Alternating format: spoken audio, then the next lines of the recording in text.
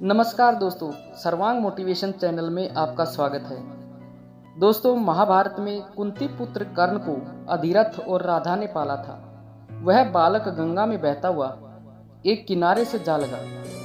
उस किनारे पर ही धृतराष्ट्र का सारथी अधिरथ अपने घोड़े को जल पिला रहा था। उसकी दृष्टि मंजूषा में रखे इस शिशु पर पड़ी। अधिरथ ने उस बालक को उठा लिया और अपने घर ले गया। अधिरथ निसंतान था। अधिरथ की पत्नी का नाम था राधा। राधा ने उस बालक का अपने पुत्र के समान पालन किया। उस बालक के कान बहुत ही सुंदर थे, इसलिए उसका नाम कर्ण रखा गया। इस सूत दंपति ने ही कर्ण का पालन पोषण किया, इसलिए कर्ण को सूत पुत्र कहा जाता था तथा राधा ने उसे पाला था, इसलिए उसे राधे भी कहा जाता था। कर्ण दुर्योधन का पक्का मित्र था। दुर्योधन ने उसे अंगदेश का राजा बना दिया था।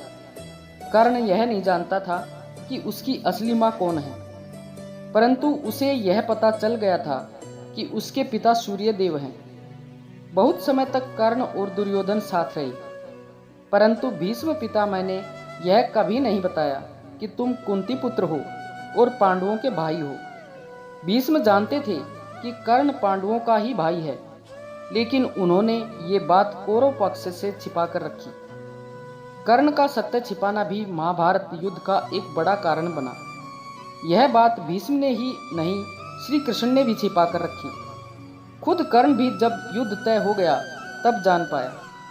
कुंती भी राजमहल में कौरवों के बीच ही बहुत समय तक रही और बाद में वह महात्मा विदुर के यहाँ रहने लगी थी। कुंती भी यह जानती थी कि कर्ण मेरा पुत्र है और उसका एवं कर्ण का कई बार सामना हुआ, परंतु कुंती ने भी यह बात तब तक जाहिर नहीं की जब तक कि युद्ध तय नहीं हो गया। यही बात श्री कृष्ण को भी बहुत पहले से पता था और वे भी कर्ण से कई बार मिले, परंतु उन्होंने भी कभी इस बात को जाहिर नहीं किया। हालांकि यह बात श्री कृष्ण ने ही पहली बार कर्ण को बताई थी कि तुम कुंती के पुत्र हो। श्री कृष्ण ने यह बात तब बताई जब वे कौरवों से पांडवों की ओर से अंतिम बार शांति प्रस्ताव लेकर गए थे और वहां उन्होंने 5 गांव की मांग की, परंतु जब दुर्योधन ने उनकी मांग ठुकरा दी तो फिर श्री कृष्ण को समझ में आ गया कि अब युद्ध तय हो चुका है। ऐसे में उन्होंने महात्मा विदुर के यहाँ रुकने के दौरान कर्ण को बुलाया और वे दोनों एकांत में गए। वहां श्री कृष्ण ने कर्ण को यह राज बता दिया कि तुम्हारी माता कुंती है और पांडव तुम्हारे भाई हैं। यह जानकर कर्ण को बहुत धक्का लगा था और उन्होंने श्री कृष्ण से वचन लिया कि आप यह बात पांडवों को नहीं बताओगे। इसके बाद कर्ण से मिलने के लिए माता कुंती भी एकांत में गई थी और उन्होंने कर्ण से इसके लिए माफी मांगी थी। कुंती कर्ण के पास गई और उससे पांडवों की ओर से लड़ने का आग्रह करने लगी।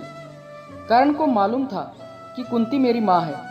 कुंती के लाख समझाने पर भी कर्ण नहीं माने और कहा कि जिनके साथ मैंने अब तक का अपना सारा जीवन बिताया है उसके साथ मैं विश्वासघात नहीं कर सकता। तब कुंती ने कहा कि क्या तुम अपने भाइयों को मारोगे?